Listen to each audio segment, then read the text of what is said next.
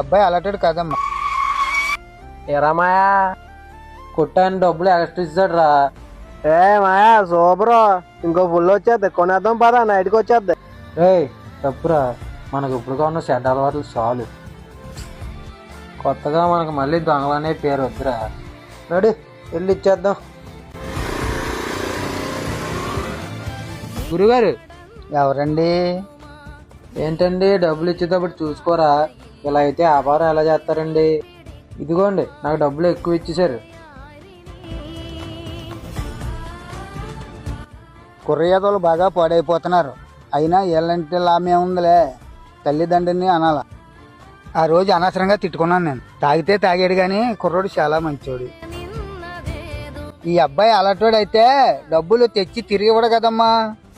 ఆ రోజు చెప్పుదాం అనుకున్నానమ్మా, కంగారుగా వెళ్ళిపోయావు. చాలా థ్యాంక్స్ అమ్మా. పర్లేదండి. గురుగారు ఇక్కడ ఉన్నాయి డబ్బులు. వెళ్ళిపోండి అమ్మా, గొడవ ఏమీ లేదు. చూసావు కదా మాయా, ఆ రోజు నువ్వు అన్నట్టుగా ఇంకో ఫుల్ వచ్చేద్ది, కొనేద్దాం పదా. తప్పు చేసి ఉంటే మన పరిస్థితి వేరేలా ఉండేదిరా. తాగే వాళ్ళందరూ చెడ్డవాళ్ళు అనుకోకండి. అలా అని మేము తాగండి అని చెప్పట్లేదు. వాళ్ళ అలవాటు వలనో లేదో వాళ్ళకి ఉన్న ప్రాబ్లమ్స్ వలనో తాగుతూ ఉంటారు. ఎవడో ఒకడు అంతే తప్పు చేసేవాడు. అలా అని అందరినీ తప్పు పట్టకూడదు.